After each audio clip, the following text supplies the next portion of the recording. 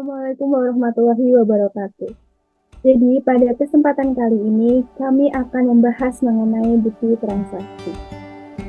Yang pertama, sebelum kita mempelajari bukti transaksi seperti macam-macam bukti transaksi, mengidentifikasi bukti transaksi, fungsi-fungsi bukti transaksi, alangkah baiknya kita akan mempelajari terlebih dahulu mengenai pengertian bukti transaksi. Nah, apa sih bukti transaksi itu? Jadi, bukti transaksi adalah dokumen tertulis yang mencatat dan merekam seluruh transaksi yang terjadi pada kegiatan bisnis. Nah, pastinya bukti transaksi ini memiliki fungsi pada setiap perusahaan. Nah, fungsi-fungsi bukti transaksi itu ada apa aja sih? Yang pertama,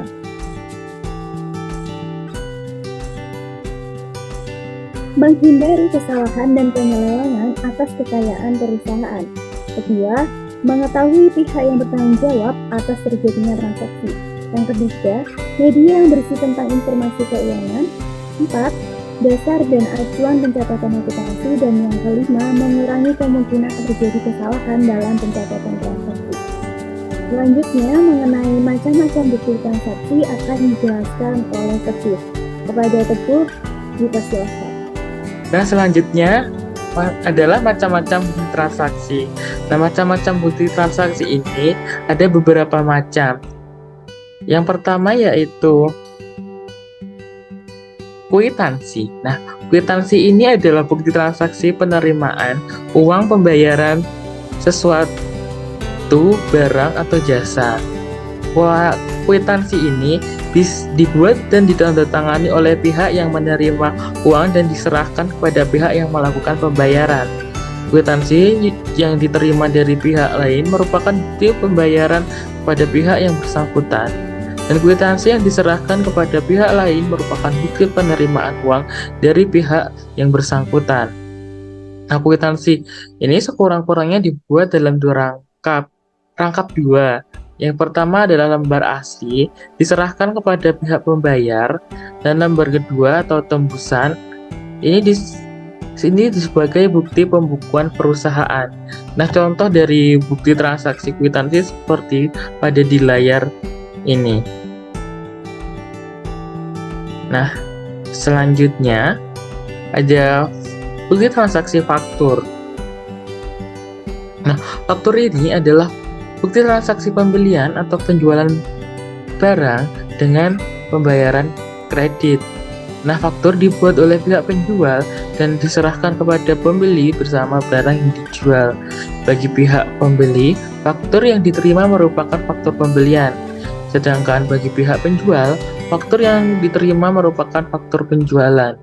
Nah, isi dari faktur ini adalah yang pertama ada nama dan alamat penjual, terus nomor faktur, dan nama dan alamat pembeli, tanggal pemesanan, tanggal pengiriman, syarat pembayaran, dan keterangan mengenai barang seperti jenis barang, kuantitas, harga satuan, dan jumlah harga. Nah, faktur ini dibuat rangkap dua.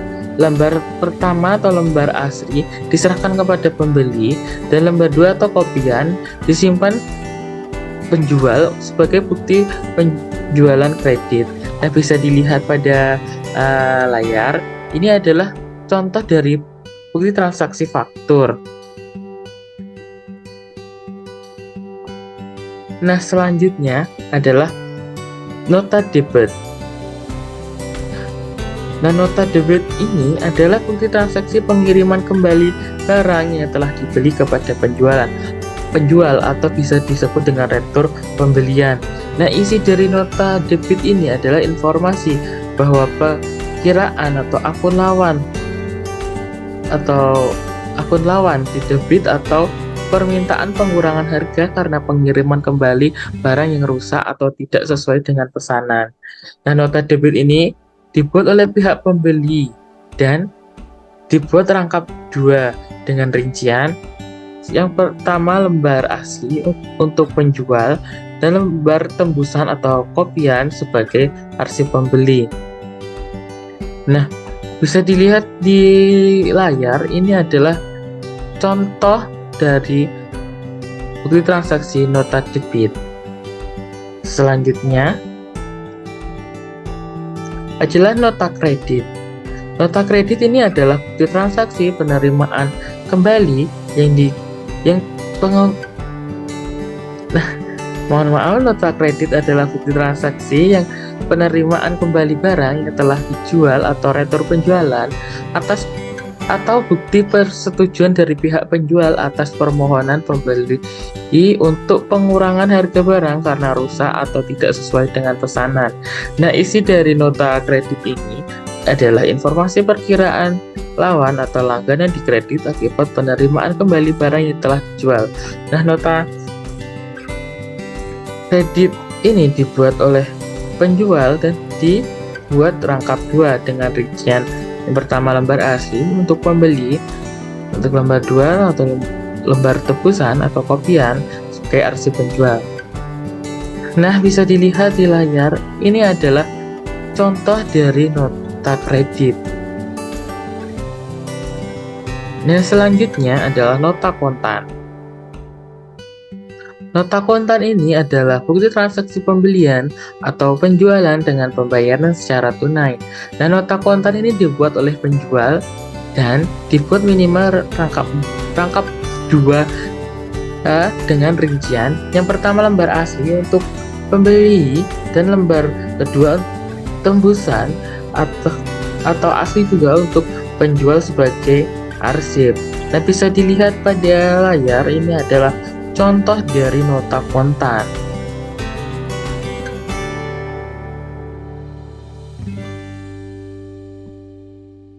Nah, yang berikutnya adalah bukti memo atau bukti memorial.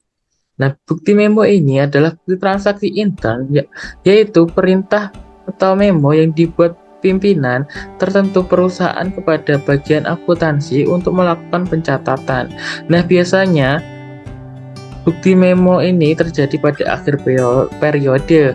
Misalnya, untuk memo untuk mencatat biaya gaji yang masih harus dibayar di akhir periode, memo untuk penarikan cek, memo untuk mencatat pemakaian perlengkapan, dan memo untuk mencatat pendapatan harus diterima.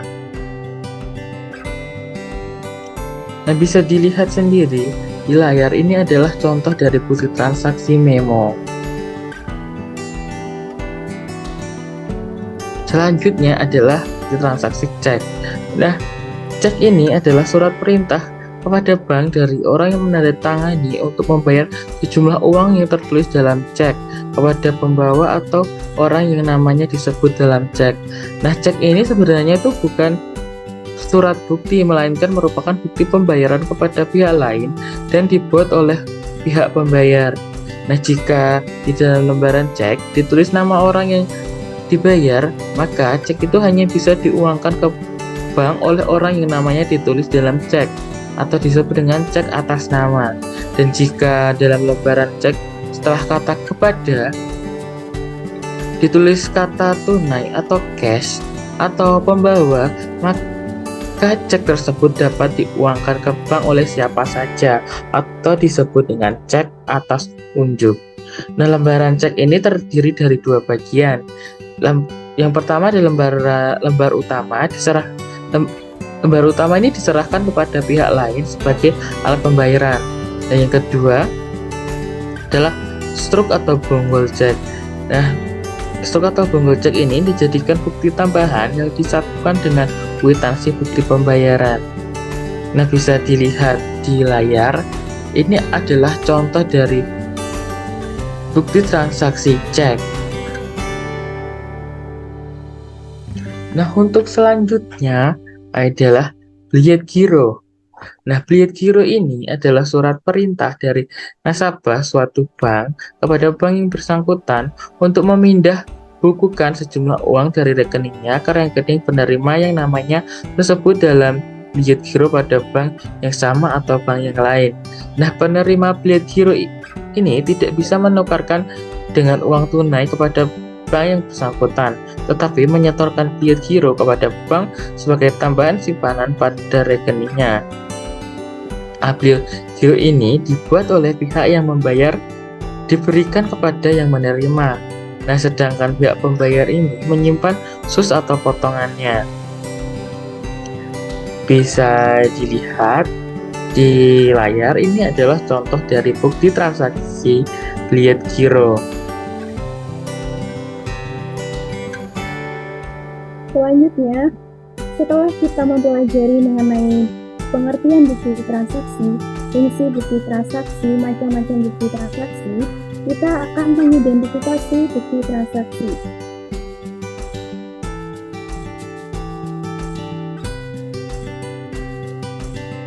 Yang pertama yaitu bukti transaksi pengeluaran uang. Untuk bukti transaksi pengeluaran uang itu ada 3, yang pertama strip check, yang kedua kwitansi, dan yang ketiga bukti kas keluar. Kita terlebih dahulu membahas yang pertama yaitu strip check. Apabila pembayaran dilakukan dengan cek, maka strip yang tertinggal dalam buku cek atau pertanggal cek dapat dijadikan sebagai salah satu bukti transaksi. Yang kedua yaitu kwitansi. Berdasarkan cek tersebut, pihak penerima uang akan membuat kwitansi yang akan diberikan kepada pihak pembayar. Bagi pihak pembayar, kwitansi tersebut merupakan bukti ekstern. Untuk contoh kwitansi sudah dijelaskan pada slide sebelumnya. Jadi yang ketiga yaitu bukti kas keluar. Selain bukti ekstern, sebagai bukti pengeluaran uang, perusahaan dapat membuat bukti intern untuk meningkatkan pengendalian usahanya. Bukti-bukti intern dilampiri bukti-bukti pendukung dan juga bukti ekstern atau kwitansi atau bukti lain yang memperkuat alasan pembayaran uang.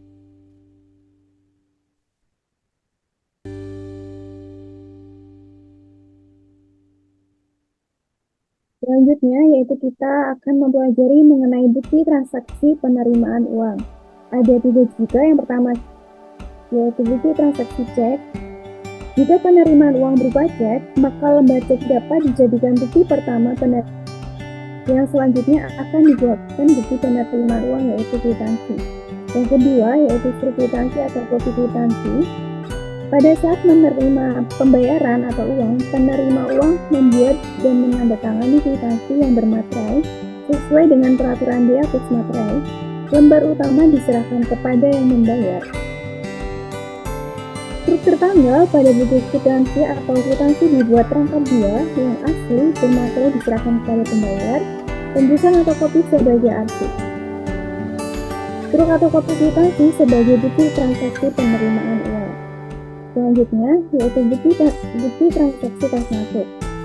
Seperti halnya pengeluaran kas, untuk meningkatkan pengendalian, penerimaan kas dapat dibuatkan bukti-bukti intern yang dilampiri dokumen pendukung penerimaan tersebut. Nah, bukti intern penerimaan uang ini disebut juga dengan bukti kas masuk.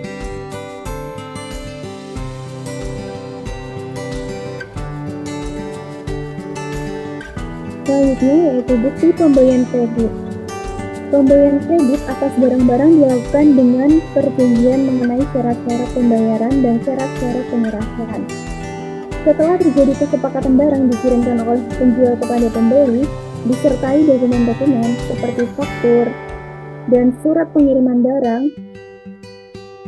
Dokumen-dokumen ini dibuat beberapa kopi, yang asli dikirimkan kepada pembeli, kopi sebagai arsip penjual untuk berbagai keperluan. Bagi pembeli, faktur yang diterima dari penjual merupakan bukti transaksi dari penjual, yaitu bukti transaksi pembelian kredit. Selanjutnya yaitu yang B, bukti pembelian tunai. Bukti transaksi pembelian tunai dapat berupa kwitansi atau nota pembelian yang asli yang diterima dari penjual. Dapat dibuatkan bukti intern oleh perusahaan, yaitu bukti kas keluar. Yang E, bukti penjualan kredit. Bukti penjualan kredit berupa tembusan atau kopi faktur yang dibuatkan oleh penjual yang aslinya dikirimkan kepada pembeli. Selanjutnya yang F, bukti penjualan tunai. Penerimaan uang dari penjualan tunai berupa kopi nota penjualan, struk yang tertinggal atau kopi. Kwitansi dapat juga dibuat bukti intern, yaitu bukti kas masuk. Yang terakhir yaitu bukti transaksi lain-lain. Transaksi layanan seperti rekor pembelian, rekor penjualan, daftar atas bergaji, pembelian perlengkapan, dan pengusutan, dan dibuatkan buku-buku undang yaitu buku memo dibuat oleh pimpinan atau pemilik perusahaan. Sekian pemaparan kami mengenai bukti transaksi. Semoga bermanfaat. Wassalamualaikum warahmatullahi wabarakatuh.